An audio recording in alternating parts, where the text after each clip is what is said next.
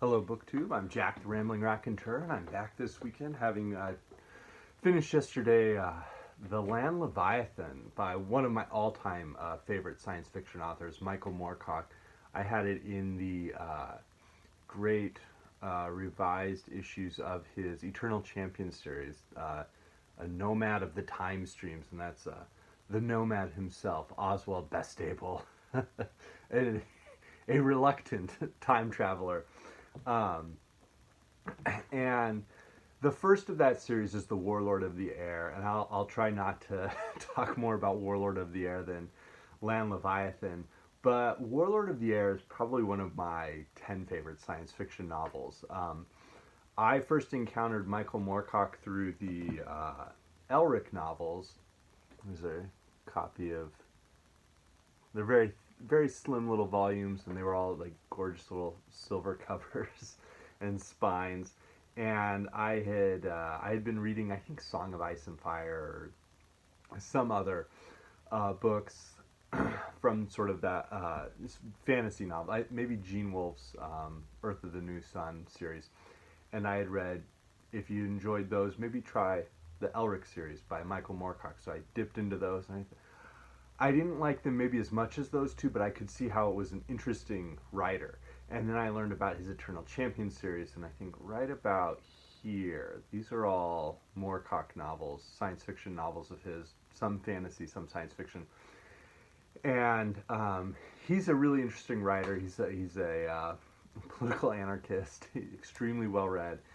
He dips into basically every genre of science fiction and fantasy, which is one of the things I really like about him. And so the main character of Land Leviathan is Oswald Bastable, who is has the ability in the Eternal Champion sequence to travel through time to alternate histories of Earth. And so different Moorcock novels have sort of similar themes around man's inhumanity to man, the idea that technology does not in and of itself make humanity better to other humans or to life in general, the earth itself. And so that there's a limit to technology, there's a limit to sort of believing that society will progressively become better. That Elric as a character is very like fatalistic, but all of those different. What's fantastic about Moorcock is all of his novels sort of take place within these similar themes, but they're fantastically different novels. They sort of hit every genre. Very much like fantasy, dark fantasy, like heroic fantasy, dark fantasy, sword and sorcery type books, versus more straight like mystical science fiction with very limited magic, or these ones are sort of time traveling novels that are steampunk novels in a sense, and even some like sort of bizarre new wave novels. And that's one of the things I just really enjoy about him as an author, is I can dig in, and it's always a unique flavor. It's got a great menu. What's fantastic about Land Leviathan is right now it's probably more timely now than in probably the past 4 or 5 years than it had been since, I would say, at least like the early mid 90s. Um, the reason for that is Land Leviathan specifically deals with an alternate history in which, through some technologies, world hunger has ended, and electricity is efficient 100 years before electricity was efficient, and obviously world hunger still hasn't been ended. And because of that, different minority populations or colonial populations in the late 1800s start rising up against the imperial powers. And when a Great War, World War One, starts, it's 20 years early, and the technology is much larger, and it just kind of wipes out many of those powers. Into that vacuum steps a man who was born in the U.S. in the South and sort of experienced Jim Crow, and ends up going to Africa and sort of uniting various African countries, and building up a massive army that he then wants to use to sort of, in a very real sense, relieve the minority populations or non-white populations around the world from being oppressed by white populations. There are some people whose sensibilities would probably be wildly offended just by that topic and theme in and of itself. What's interesting about Moorcock is he introduces historic personages and sort of shows what they're like in that, if things change, how are they different? So Warlord of the Air, which is the first of the novels in this series, is a steampunk novel before steampunk became a thing, written in 1971, posits an alternate history in 1973. And it has V.I. Lenin is like 100-year-old man.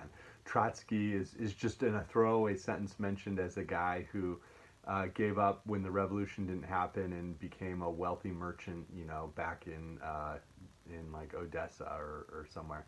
Mick Jagger is Lieutenant Michael Jagger. And it's part of the British military, colonial military. Ronald Reagan is a boisterous and obstreperous Boy Scout leader. So the Moorcock has a sense of humor. The Land Leviathan is set in like 1904, 1905, the early 1900s. And so he has Al Capone is just a man named Capone who's a dashing young aviator who tries to save people in the second Great Chicago Fire with his airship, dive bombing in to try and rescue people off the tops of buildings. Paul Robeson, the great and radical like activist, but the great musician and actor, is depicted as a teenager who, in a re-enslaved group of blacks in the U.S., is there is sort of singing sort of spiritual radical songs in defiance of the white slave masters, and being a leader as Robeson was in real life. So some very minor historical characters pop up. The Kennedys' grandfather, Joseph P. Kennedy Sr.'s father, PJ, is there as a really awful white supremacist. But so that occurs. But within it, I think what separates Land Leviathan from everything else Moorcock wrote is the center of the sort of the central part of the novel. It's about 150 pages. The central part of the novel is essentially a great war novel. I want to read just a couple of paragraphs from it. The torpedo scored direct hits below the battleship's waterline. She was holed in 5 places and was sinking even before she realized it. I heard a confused shouting from her decks, and her searchlights came on, but already she was keeling over, and the lights slowly rose into the sky, like the fingers of a clutching, imploring hand. She went down without having fired a single shot. For a little while I saw her electrics gleaming below the surface, winking out slowly as she sank, and then the water was black again, dotted with a few bits of wreckage and a handful of wailing sailors. There was no time to pick up survivors, even if we had wished to, and the Ashanti did not believe in showing much mercy to defeated enemies. We had been sighted again, and 2 battleships were rushing towards us at speeds which would have seemed incredible on land, and which were to me all but impossible on sea. We were capable of not much more than half their speed, but again we were successful in finding covered darkness. It seemed to me that we had moved quite a long way off from the main conflict. At least a mile away now, the sea and the sky seemed to be one vast mass of flame, lighting a wide area and revealing wreck upon wreck. The entire sea was filled with broken remains, both of ordinary battleships and fallen airships, while beneath this mass of torn metal and blazing oil and wood could sometimes be seen the dark shapes of the underwater boats, like so many gigantic killer whales, seeking out fresh prey. And it really, the central part of the book is this enormous naval battle and engagement in the Atlantic, and it's incredibly well written. I don't think any of there's quite a bit of conflict in really all of Moorcock's novels, but this one really seemed to me to draw some inspiration from sort of war writing or war novels. And I would say with Land Leviathan, I didn't enjoy it quite as much as Warlord of the Air, but that reminds me of an introduction I once read to Xenophon, which said, like, Xenophon's writings about Socrates don't compare well to Plato's, which is only to say that not everyone is a genius. Well, Warlord of the Air for me is one of the first steampunk novels I ever read. I absolutely adored it. I adored the like tiny little like inside jokes on history that occurred within it, and those exist in Land Leviathan. But Land Leviathan really is much more about um, the the very deep nature of inhumanity as a strain that can exist in human populations and decisions, and that gives a very different taste. I think reading this now, when there is a lot more open conversation around conflict and around deep biases and prejudices that exist all around the world, but within the U.S. I think reading it now, it felt a lot more timely than maybe if I had read it in 2013 or 2005, when I, 15 years ago.